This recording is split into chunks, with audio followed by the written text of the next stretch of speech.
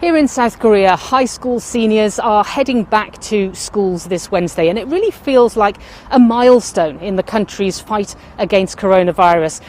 Temperature checks, hand sanitizers, social distancing, both in the classroom and at lunchtime, are really becoming the new norm. In the cafeterias, for example, here in this school in central Seoul, they have plastic partitions between people eating. Every other seat is kept vacant because that is the one place that they will be allowed to take off their masks. Apart from that, they have to wear masks on campus for the rest of the day. Now, there have been a couple of first-day hurdles. We know that dozens of schools in a city just west of Seoul have had to close again after two confirmed cases within the student body. Now, the officials say that they're doing this out of precaution to make sure they can contact trace and pinpoint exactly where those students caught that virus.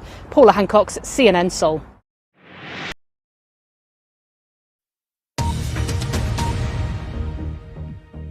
This is BBC World News. I'm David Eades. The headlines. European Union tourism ministers have failed to reach common agreement on reopening borders as concerns grow about the economic impact of prolonged closure. Several member states called for increased financial support for the tourism sector. In Afghanistan, the UN is warning of rising numbers of civilian casualties from conflict at the same time as the country's hospitals are struggling to deal with the rapid spread of the coronavirus epidemic. At least 19 people are known to have died as Cyclone Amphan, one of the most powerful South Asian storms in decades, hit parts of Bangladesh and eastern India. Nearly 3 million people were evacuated from at-risk areas.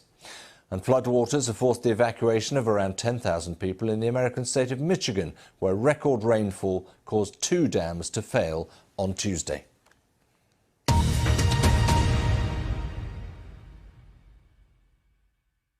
This is AP News Minute. Dow Chemical says there's no sign of old chemicals escaping during the massive floods in central Michigan. The floods are sweeping through Midland, where Dow was founded and where toxic chemicals were dumped years ago.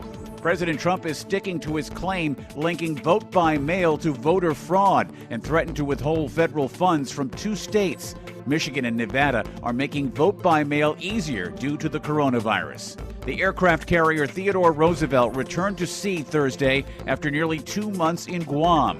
COVID-19 had swept through the ship, and 1,800 crew members stayed on land, many still quarantined. 2 U.S. astronauts are in Florida preparing to blast off in a SpaceX Crew Dragon capsule next week.